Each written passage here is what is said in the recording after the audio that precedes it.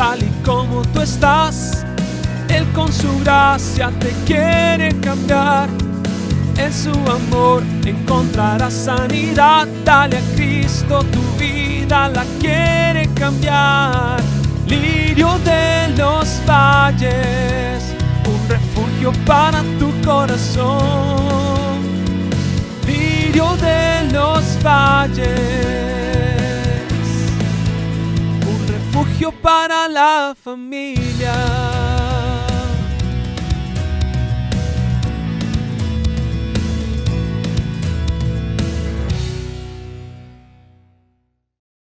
Hoy quiero compartir un tema que está basado en el Evangelio de San Juan, capítulo 6. Todo el capítulo. Lo que pasa es que son 71 versículos, no los voy a leer todos hoy. Pero sí quisiera animarle para que saques 10 minutos hoy y antes de terminar este día usted lea Juan capítulo 6 completo. Pero quiero leer el versículo 66 hasta el 71 y dice así: desde entonces muchos de sus discípulos volvieron atrás y ya no andaban con él. Dijo entonces Jesús a los 12: ¿queréis acaso iros también vosotros? Y le respondió Simón Pedro: Señor, ¿a quién iremos? Tú tienes palabras de vida eterna, y nosotros hemos creído y conocemos que tú eres el Cristo, el Hijo del Dios viviente. Y Jesús le respondió: ¿no os he escogido yo a vosotros los 12 y uno de ustedes es diablo? Hablaba de Judas Iscariote, hijo de Simón, porque este era que le iba a entregar y era uno de los 12. Quiero llamar la atención al hecho que Jesús no dijo y uno de vosotros es el diablo. Leí 7 versiones de este versículo y todas dicen lo mismo. Y uno de ustedes es diablo, dice la Reina Valera. La palabra diablo significa traidor, acusador, mentiroso. Por eso es que en el idioma coloquial a veces de Costa Rica alguien dice que esa persona es un diablo. No es el diablo. De repente es que tiene algunas conductas que es como el mismo diablo. Hay otras versiones que dicen y uno de ustedes es un demonio, no dice el demonio. Y en otras versiones como la traducción viviente, la nueva versión internacional, la del lenguaje actual, dice uno de ustedes es un diablo. Pero yo los escogí. Desde entonces muchos de sus discípulos volvieron atrás. Y tengo que entonces, me veo obligado a tener que explicar desde cuándo fue que los discípulos volvieron atrás. ¿Por qué y desde cuándo? ¿Qué pasó? ¿Qué es lo que provoca que muchos, no algunos? Es que a veces en el idioma nuestro, a veces la gente dice es que muchas personas están enojadas. Cuando a mí alguien me dice mucho, yo le digo, dígame 10. Normalmente se refieren a 3. Pero utilizan el término muchos como para engrandecer una mentira o media verdad o un evento. Pero cuando la Biblia dice muchos, es porque eran muchos. Y cuando la Biblia dice pocos, es porque eran pocos. Y nosotros debiéramos de tratar de hablar lo más correctamente posible, sobre todo cuando estamos calificando. Es que mucha gente dice que usted, cuando a alguien le diga eso, dígale muchos, dígame 5. Entre muchos debe haber 5. Es que para mí siempre la palabra muchos significa que muchos, pelota, no sé. Pero aquí la Biblia dice que desde algún momento, desde entonces, muchos discípulos, y no dice muchos oyentes, y no dice muchos seguidores, no dijo eso, dice discípulos. La palabra discípulo habla de una persona que está en otro nivel de oyente, en otro nivel de seguidor de Cristo. Un discípulo es una persona que se llama discípulo no solo porque aplauda, no solamente porque cree, sino porque tiene una conducta que más o menos encuadra en los parámetros esenciales de lo que una religión, de lo que una doctrina o lo que una creencia dice. Por ejemplo, un discípulo de Cristo podría ser calificado como alguien que todos los días ora un ratito, como alguien que todos los días lee la palabra del Señor, aunque sea poquito, que trata de regularmente de congregarse, servir a Cristo en el contexto de la iglesia y que colabora con las cosas de Dios, con el reino de Dios. Yo podría decir que esto es como la cruz, los 4 elementos esenciales de un discípulo. Es un tipo de persona diferente a un mero oyente que apareció por ahí, le gustó y nunca más volvió. Un discípulo, pues parece ser que hubo un punto de inflexión, hubo un momento en que muchos discípulos volvieron atrás y ya no andaban con él. Así que esta expresión desde entonces nos obliga a averiguar qué pasó en los anteriores 65 versículos. Usted lo va a leer en su casa, yo voy más o menos a contextualizarlo. Jesús en este primer año ha hecho tantos milagros. Juan el Bautista es decapitado, él mengúa y Cristo empieza a crecer. Y podemos hablar que el primer año del ministerio público de Cristo, de 3 más o menos, Cristo se hizo muy popular, su fama se difundió por toda Capernaum, Galilea, Samaria, Jerusalén. Hizo muchos milagros, predicó incansablemente, personas muy puntuales y muy estratégicas conocieron la verdad del evangelio. Pero en este momento Jesús es atendido por una gran multitud a quienes, entre todos los milagros que les hizo, liberación de demonios, resurrecciones de muertos, sanidades de leprosos, de sordos, de mudos, y siempre yo llamaré la atención, sanaba mancos. Y yo digo, ¿cómo se sana un manco? Yo sé cómo se puede sanar a alguien de otra enfermedad, pero en todo lado que pregunto, investigo, es la misma respuesta. La única manera que un manco se sane es que le salga un brazo que no tiene. ¿Qué manera de milagros? Eso es lo que a mí me provoca decir que yo no creo en los milagros. Y entiendan, yo creo en el Dios que hace milagros.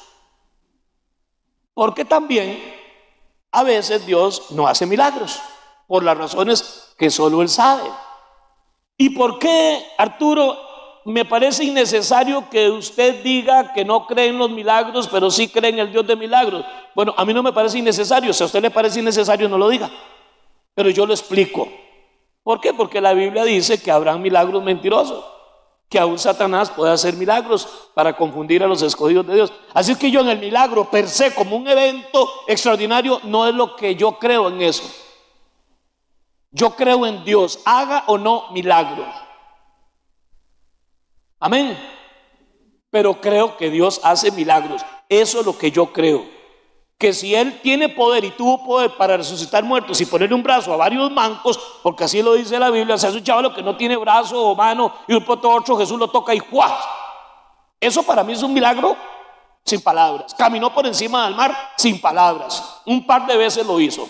Así que, hermano, yo no dudo de Dios y de su poder, porque para el que cree todo es posible y para Dios no hay nada imposible. ¿Cuántos de ustedes creen que todo es posible para Dios? Pero en su soberanía Él sabrá a quién le hace un milagro y a quién no. Pero yo creo en Él. Si hace el milagro, no creo más en Él, porque si no lo hace, no creo menos en Él. Yo creo en Dios, que es todopoderoso, que es el Hijo de Dios y que para Él no hay nada imposible. Ese es en el que yo creo. ¿Sí me expliqué? Si no lo entendió, porque qué pena. Está muy clarito. Y Jesús realiza uno de los milagros también extraordinarios, que incluso hasta los socialistas y los comunistas indecentemente se toman de él. Y es el milagro de la multiplicación de los panes y los peces, donde ese día Jesucristo puso en ridículo la aritmética y las filosofías de Pitágoras. Porque para Cristo ese día significó que 5 más 2 son 5,000, sin contar mujeres ni niños. Que cuando usted cuenta 5,000 hombres, sin contar mujeres y niños, podríamos hablar que ese día el Señor alimentó a una multitud de entre 15 y 20,000 personas. ¿Y por qué digo esto? Porque 5 más 2 es 7, pero para Cristo 5 panes, 2 pececillos, Él hizo 5,000 sándwiches de pescado. En McDonald's se llaman McFish.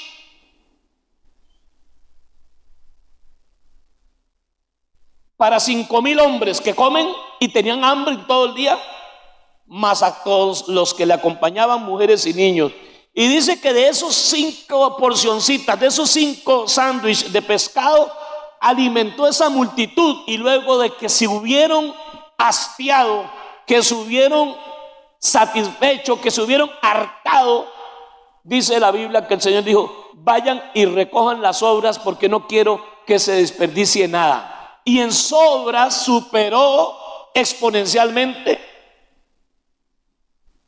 el insumo que pusieron en sus manos, que fue 5 sándwiches de pescado, porque sobraron 12 cestas llenas.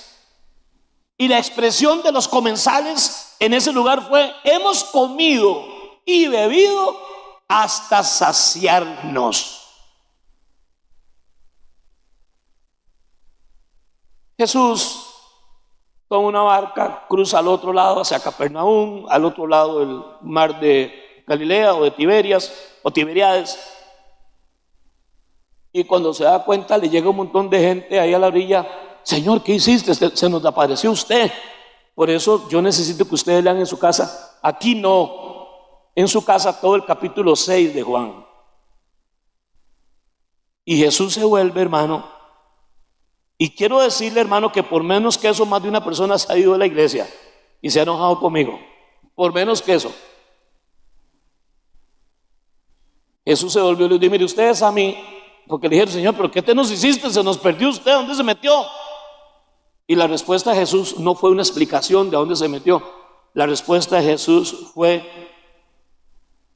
en el versículo 26, no lo lea acá: de cierto os digo, que me buscáis, no porque habéis visto las señales, sino porque comisteis el pan y os saciasteis.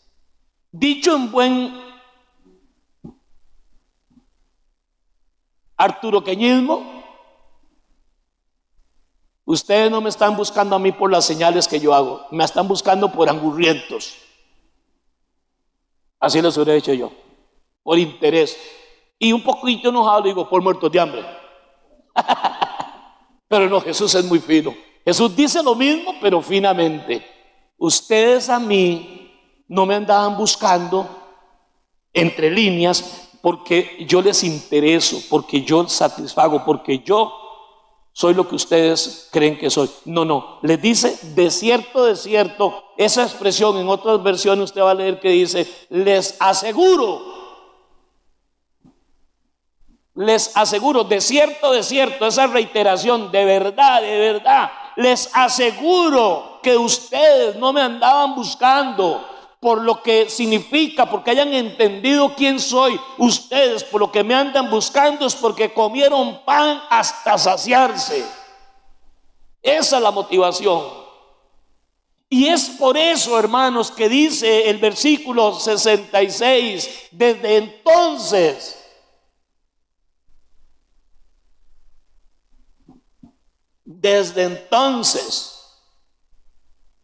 muchos, no pocos, volvieron atrás. Ya para este segundo año del ministerio de Cristo, Cristo empieza a hablar del mensaje del reino, de la vida eterna, del camino a Dios, quiénes van a ir y quiénes no van, quiénes van por el ancho, quiénes van por el angosto, quiénes entran por la puerta estrecha y quiénes por la... Empieza Cristo a hablar, pero sin dar sándwich de pescado. Empieza a hablarle lo que él mismo ahí en el capítulo de Juan, capítulo 6, define como: quiero que sepan que yo soy el pan que cayó del cielo, y que el que coma este pan nunca volverá a tener hambre ni sed jamás. Estos discípulos, porque así es como lo dice la Biblia, pues yo tendré que decirles igual: Señor, nuestros padres comieron maná del cielo, entre líneas, en otra versión, que Moisés nos dio. Jesús tiene que aclararles: no fue Moisés. El que a ustedes les dio maná del cielo, entre líneas, no fue Moisés. Quien a ustedes les dio el maná del cielo fue Dios. Fue Dios. Yo soy el pan que bajó del cielo. De nuevo los discípulos, pero ahora sí, discípulos con D minúscula, o discípulos, según Jesús, interesados, materialistas. Señor, ¿cómo dices que tú descendiste del cielo si nosotros sabemos quién es su tata, José el carpintero, su mamá María y sus hermanillos los conocemos? Ahora estos discípulos con D minúscula se vuelven muy amantes del original, se vuelven muy amantes de yo no sé qué cosas, y poco les faltó decirle. Y es más, claro, es que como no tenían las escrituras estas, poco les faltó decirle: y además, José no es su tata de verdad.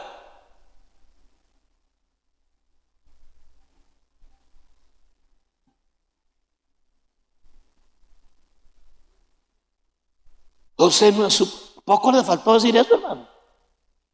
¿Cómo cambia un discípulo? ¿Cómo se transforma de un pronto a otro? Pagan una barca que los haga cruzar el mar de Galilea, llegar al otro lado, y empiezan a buscarlo, pero como la motivación era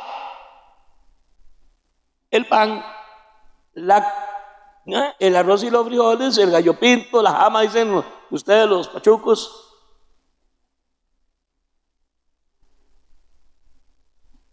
Al no tenerla, se les sale lo que realmente son. Como dice un amigo mío, se les ven los chingos. Pierden la compostura. Qué pena que las 2 horas que me dieron hoy para predicar no me alcanzan. Porque ese es un tema, cuando le he tocado, durado hasta 4 predicaciones sobre el capítulo 6 de San Juan. Pero yo voy a hablar un poco del perfil de un discípulo estos días que vienen, si Dios quiere.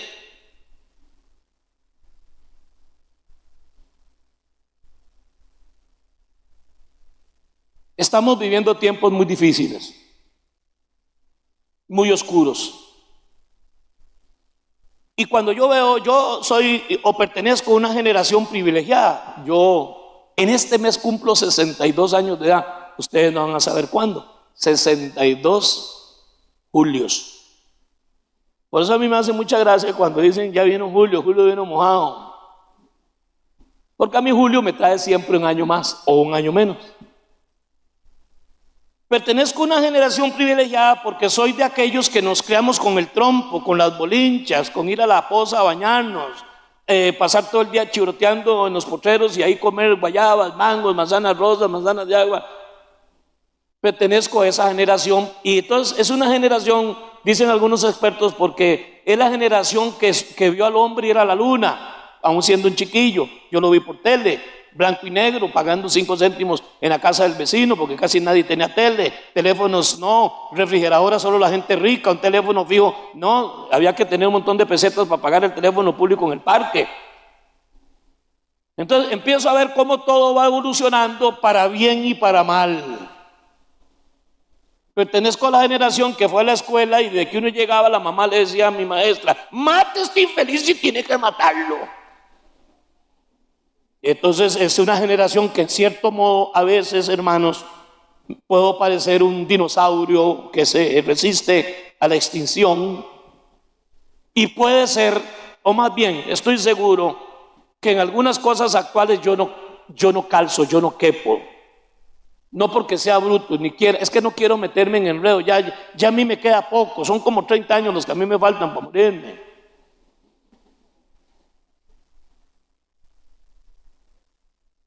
Pero sé que cuando un muchacho diga que ese viejo anticuado, cacreco, obsoleto, anacrónico, anticuado, posiblemente tenga la razón en temas de inteligencia artificial, en temas de redes, en temas de vagancias de esas, por ejemplo, muchas de esas vagancias de juegos y todo eso. Pero Aunque no estoy menospreciando las redes, para bien son una bendición, ¿verdad? Pero sé que se usa mucho para mal.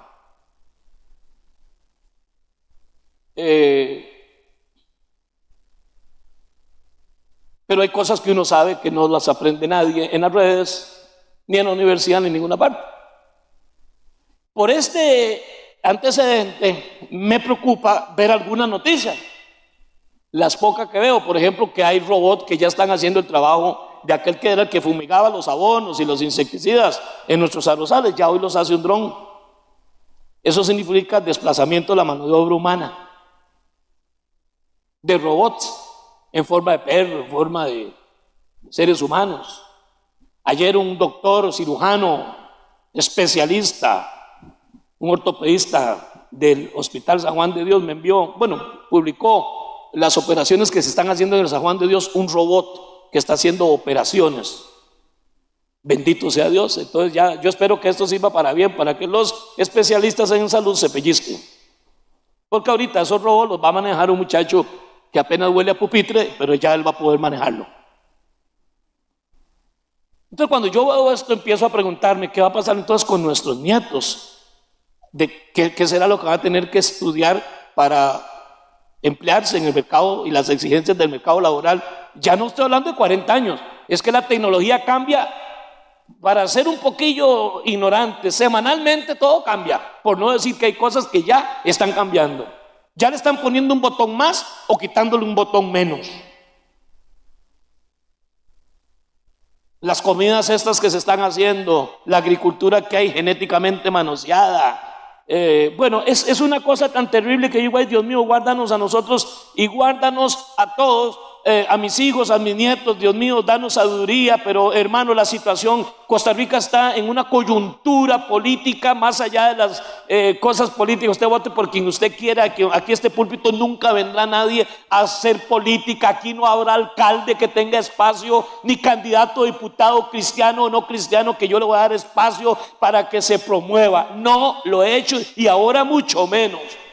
Porque todos se hacen cristianos, si tienen que hacerse testigos de Jehová, mormones lo van a hacer y después se les ven los chingos, como pasó recientemente en Alajuela. Porque para los votos esa gente, hermanos, venden hasta la madre, la mayoría de ellos. Pero Costa Rica está en una coyuntura muy triste, hermano. Yo no hablo de esto por redes, yo hablo de esto por las realidades que se ven. Costa Rica hoy es el segundo país, ocupa el tercer lugar de los países más inseguros de Centroamérica, tomando en cuenta Panamá y a Belice, no a 5 como eran antes. 23 personas por cada 100,000 habitantes son los homicidios en Costa Rica.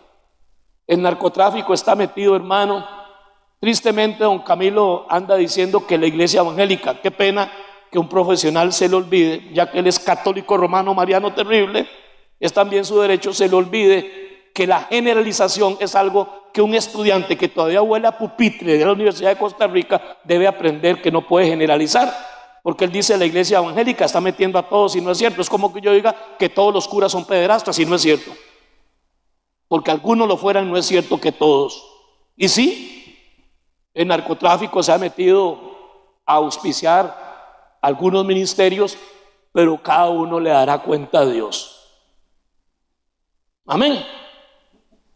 ¿Estamos claros? Es que yo quiero actualizarlos, pero no con noticias falsas, como decía don Francisco Paquito, el anterior papa que ya murió. Es que hoy la gente le rinde culto a comer estiércol en noticias y creen que todo lo que se publica en el YouTube y en las redes sociales es cierta porque están ahí. El 90% de eso es mentira. Ayer el hermano Jesús Adrián Romero dijo, miren, aquí estoy, primera vez y última vez que voy a las explicaciones, no estoy muerto, no me morí, estoy vivo, no me he divorciado de mi esposa, todavía vivo con ella, tengo diferencias doctrinales con algunos ministros, pero son doctrinales. Jesús dijo que ustedes tienen que amarse, no dijo que ustedes van a ser conocidos por tener la misma doctrina, pero sí por amarse. Y todavía hay gente que el criterio que tienen de la vida y de un montón de cosas es YouTube. ¡Qué pobreza de alma! Donde hay incluso colegas nuestros que utilizan YouTube para desprestigiar con basura, y la gente hoy se alimenta mucho de lo que el Papa Francisco, disculpen que lo cite, lo dijo así: comiendo caca.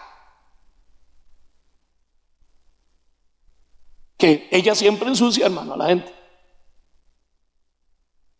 Eso siempre ensucia a la gente: comer basura, leer basura y repetir basura y reenviar basura y darle like a la basura. Algunos de ellos reciben plata por eso, y usted está haciendo, si lo hace, que ganen plata. He dicho, alguien tenía que decirlo y yo lo digo, porque los pastores no debiera de preocuparnos, solo ocuparnos. Pero ningún pastor deberá preocuparse si la gente empieza a irse, que será inevitable. Y para eso existen los buenos pastores que van a traer a las ovejas si quieren volver. Pero hay ovejas que son con piel de oveja, pero son pitbull. Y si usted se los echa en el hombro, te muerden la yugular. El hermano Dimas me pidió que cantara eran 100 ovejas. El otro fin de semana lo canto, si Dios quiere y si usted está aquí, porque el buen pastor dice que llegó, contó que había 99, le faltaba una y se fue a buscarla por los riscos y las montañas, la encontró gimiendo, temblando de frío, la tomó en sus brazos, ungió sus heridas y la trajo ready. Pero parece ser que esta oveja era oveja y se dejó. A un pastor no debe preocuparle, y si algún pastor me está oyendo, lo digo con respeto, a un pastor no debiera mortificarle tanto que la gente se vaya. Solo ocúpese para que no se vayan. Pero si algo debiera preocuparnos a todos los pastores es cuál es la razón que tienen los que se quedan aquí.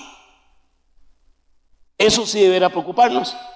Si se están quedando por un evangelio light, por una predicación baja en calorías, que me permiten en esa iglesia todo, eso sí deberá preocuparnos. Porque desde todo púlpito deberá señalarse que solo Cristo salva. Que nadie es salvado por las buenas obras, ni mucho menos por el día que guarda, ni por la comida que coma, por la comida que dejó de comer. Que el que no tiene a Cristo está en condenación, no porque Dios lo condenó, sino porque él se condena por rechazar al Hijo de Dios. En todo púlpito debiera señalarse con respeto y consideración que Dios quiere que vivamos vidas ordenadas. No somos inmaculados, no somos perfectos, pero debemos de parecer cristianos. La necesidad más grande de la iglesia de este siglo no son edificios, ni tecnología, ni pantallas, aunque es bueno tenerlo. La necesidad más grande siempre ha sido, y hoy más que nunca, es cristianos que parezcan cristianos. En cómo hablan, en cómo compran, en cómo venden, en cómo visten, en cómo se conducen. Esa debiera ser, si fuera una preocupación de todo pastor. ¿Por qué se quedan? Sí, aquí la canasta del amor da pan a algunas personas, pero aquí el tema no es pan. Nosotros sabemos, como estos discípulos no entendieron, ellos seguían a Cristo por el pan material, pero rechazaron el pan espiritual, lo rechazaron a Él. Y cuando Cristo les habló así, los confrontó con el evangelio del reino, desde ese día muchos volvieron atrás y no le seguían. Empiezo a terminar. Señor, la gente se nos está poniendo un poquito chúcara. Si hay algo que a mí me ofende, es cuando la gente cuenta a las personas. Yo aquí no yo no predico, mi estilo no va a variar. Si hoy hubieran 20, ayer esto estaba lleno, igual que hoy está un poquito más vacío. Domingo de vacaciones. Hermanos que pastor andamos paseando, no es que me pidan permiso. Pero hermano, yo predico igual el sábado, el domingo y el próximo martes. Venga y lo comprueba, con menos gente. El sermón yo no lo preparo por el auditorio ni por los aplausos. Yo nunca pido aplausos. Cuando ustedes lo dan, si lo dan mal hecho, me molesta. Porque si es para mí, no aplaudan. Pero si deciden aplaudir y es para Dios, háganlo como la gente. Porque yo no soy un artista de pasarela para que me aplaudan. Si digo algo que a usted le emociona y usted puede, hágalo porque alaba a Dios, por glorificar a Dios. Porque yo, créame, no lo necesito. Si me lo hacen, ni fu ni fa, porque yo sé que no es para mí. Y no quiero nada de eso, porque si no el Señor me va a pasar por la piedra. La gloria siempre y la honra debe ser para el Señor. Pero aplauda, hermano, aplauda en confianza. Yo por eso nunca estoy pidiendo, ¿cuántos dicen amén? ¿Cuántos dicen aleluya? A ver, ¿qué les pasa? Aplaudan a Cristo. No, hombre, hermano, yo no pierdo el tiempo en esto.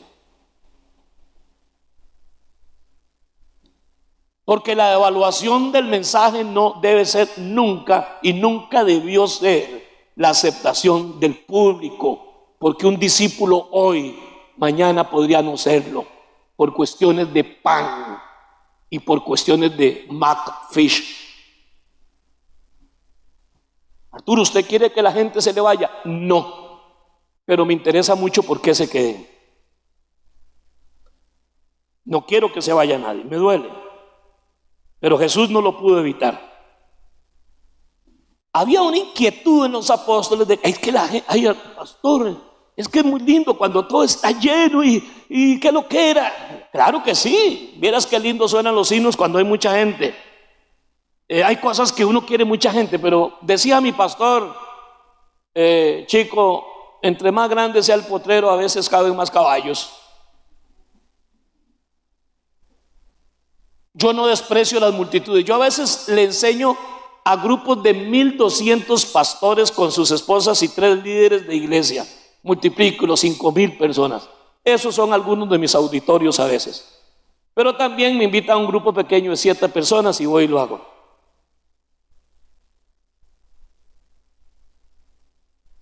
Cuando Jesús discernió esto, le dijo a los 12, ¿ustedes también quieren irse? Digo yo, ¿qué será que se...? Porque a mí me suena como cuando alguien amanece ese día enchaquetado. Como que Cristo, no, Cristo era manso y humilde y nos llama a parecernos a Él en la humildad y en la mansedumbre. Es que hay cosas, hermanos, que Cristo no tolera. No toleró ayer, no tolera hoy, ni va a tolerar nunca.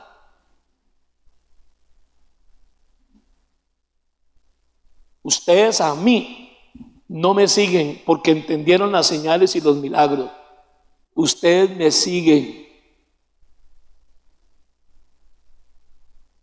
por comelones. Hermano, y es muy triste, porque tristemente mi sermón compite con un sermón que es más atractivo. Es el sermón de que siembre y nunca tendrán necesidades. Siembren y no hay pobreza. El Hijo de Dios tiene que ser el Hijo del Rey que vive, aunque esté enjaranado, aunque le deba plata a medio mundo, aunque no duerma en paz porque tiene más bejucos que Tarzán, solo deuda. No, hermano, perdóneme. No he visto un solo bebé nacer que traiga ni siquiera un bollo de pan en los brazos, ni he visto a uno solo, ni siquiera millonario, morir llevándose ni el reloj. Porque así como no trajimos nada, no nos llevaremos nada. Ustedes también quieren irse. Digo, caramba, qué bárbaro Jesús. Y a veces me critican a mí. Yo jamás les voy a decir eso a ustedes. Pero es que Jesús fue el que lo dijo. Es que solo le quedaron 2 hermanos, como empezó. Y les dijo, ustedes también. Parece ser que hasta por la mente les pasó. Cristo nunca señala ni acusa a nadie. Si Jesús dijo algo es porque Él pudo discernir que algunos de ellos consideraron coger la jujilanga, ponerse a caminar en la pelota para que no se notaran.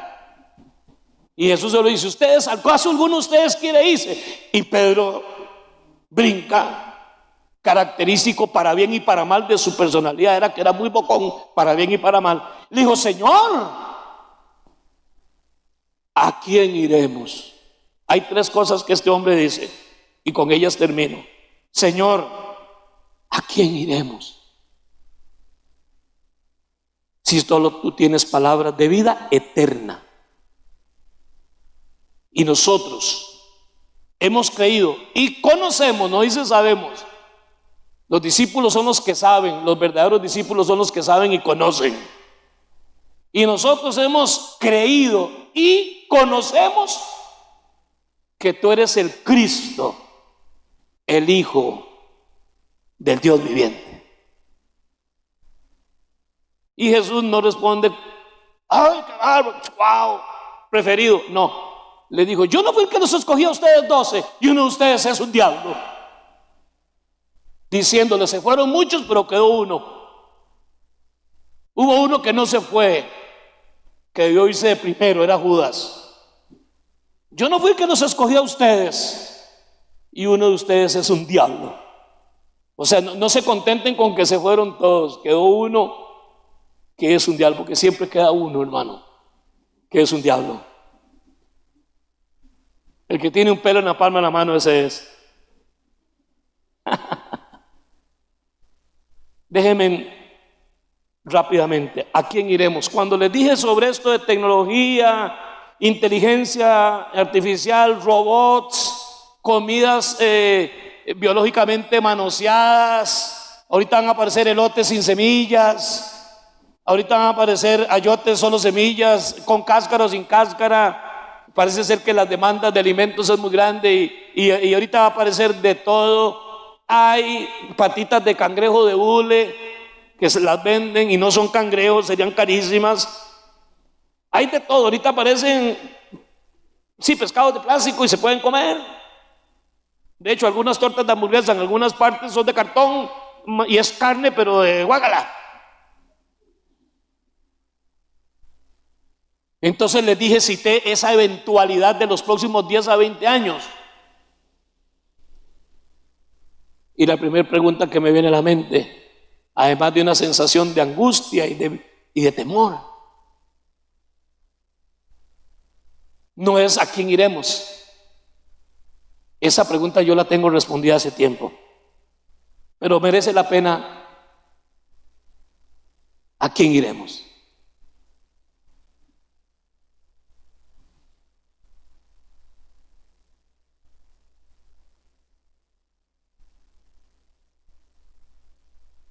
Los hijos y las hijas de Dios, los discípulos de Cristo, usted y yo, tenemos dónde ir.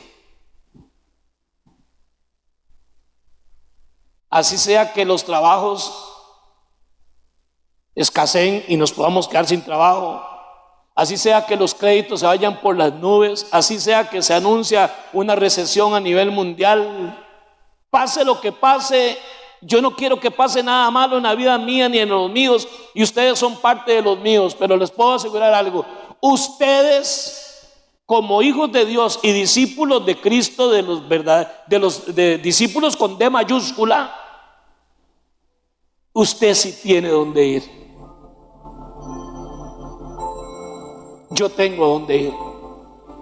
No estamos solos, no somos huérfanos. Pero no podemos, hermano, practicar un remedio de cristianismo enfocado, apuntado y subrayado desmedidamente en las cosas materiales que son importantes, pero si no las tendremos siempre a manos llenas o en abundancia. Tenemos que entender que un discípulo de Cristo, por encima de lo material, debe de apuntar a valores de eternidad, porque Cristo vino a darnos vida eterna. El propósito de Dios para nosotros no es la comodidad financiera, no es la comodidad necesariamente, ni la diversión, aunque todas estas cosas nos pasan, porque la Biblia dice que el que no escatimonia a su propio Hijo, ¿cómo no nos dará también con Él las cosas para que las disfrutemos todas? Pero usted y yo, nuestro corazón tiene que apuntalarse, afianzarse, no a la comodidad. El propósito de Dios no es que estés cómodo siempre. El propósito de Dios es que no siempre todo salga bien. A veces, como ahorita mismo hay una hermana nuestra en el hospital, hace muchos años ella se fue a vivir allá por Turrúcares, ahora está enferma, está en una situación terminal, está en una situación tan deplorable que no le encuentran las venitas para ponerle los sueros ni hacerle las pruebas de sangre. Anita viene de verla a ella, nuestra hermana Mari, era vecina nuestra, está en una condición deplorable, una hija de Dios. No tiene oportunidad, como muchos de nosotros no vamos a tener en algún momento oportunidad ni de comer, porque ni hambre nos va a dar. Y nos dará el antojo de comernos 1 kilo de chicharrones y nos traen, apenas comimos un poquitillo y nos enfermamos y nos podemos hasta morir. Porque hay momentos en la vida, hermano, porque es necesario que usted lo entienda. Usted y yo no fuimos creados para la comodidad. Usted y yo fuimos hechos para vivir los propósitos de Dios y tener vida eterna. Si nos podemos llevar todas las partes de nuestro cuerpo a la tumba, ok, pero algunos podrían ir amputados o mutilados, morirse. Como un día de estos vi un hermano que predicando cayó ahí en el púlpito, por dicha que no era 2 pisos. Ya sabe lo que es palmarse uno predicando la palabra. Qué lindo, hasta me dieron ganas de palmarme. Pero no siempre va a ser así. Van a haber momentos, hermanos, donde todas tus ilusiones, tus proyectos de vida fueron destrozados por la realidad de un mundo perdido, por la realidad de una raza humana en decadencia, en crisis, donde aún el cristianismo mismo entra en periodos de crisis terribles, donde discípulos de Cristo de repente, por la mínima, le dan la espalda a Jesucristo. Es ahí donde las palabras, Señor, entre líneas, no me digas que si yo quiero irme, ¿cómo me voy a ir? No es que yo no tengo dónde ir. Es necesario que un discípulo de Cristo dé este primer paso. Usted tiene que concebirse y vivir de manera como que usted no tiene a dónde ir, si no es por Cristo. No es tu trabajo, no es tu profesión, no es tu negocio. No. Un verdadero discípulo de Cristo tiene que hacer suyas las palabras. Me encantan las frases de una hermana de la iglesia que por todo ella dice: Arturito, solo Dios.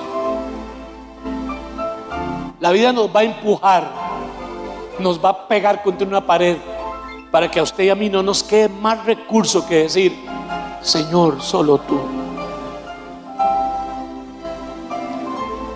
Una de mis aspiraciones máximas aquí en la tierra es morir y envejecer con Anita. 44 años, 45 de conocernos, 44 años de casados vamos a cumplir. Yo no soy un esposo perfecto, ni ella tampoco, ni somos un matrimonio perfecto, pero a mí me gustaría como palmarme. Vean cómo me gustaría morirme, decirle: Anita, vamos a sacar, como cuando uno jugaba pares y nonis, y contar 1, 2, 3, palmémonos los dos juntos. Yo lo tiro caer palmados los dos. Qué bendición. Pero así no va a ser. O ella me entierra a mí o yo la cafeteo a ella. Porque Anita y yo sabemos algo, entre muchas cosas, que lo más seguro y al final lo único que ella tiene no es a mí, es a Dios. Y yo igualmente. Ella ha sido incondicional conmigo, pero ella no se ofende, más bien se siente muy segura y halagada que para mí solo Dios, aunque le fallo. Pero aún fallándole, ¿a dónde voy a ir? ¿Dónde usted? ¿Dónde aquella vieja que hasta saca mentiras de uno? No. ¿A quién iré, Señor? Y esta es la razón de que declare que solo tú. ¿A quién iré? Esta es la razón. Solo tú tienes palabras de vida eterna. Y aquí es donde está el tema.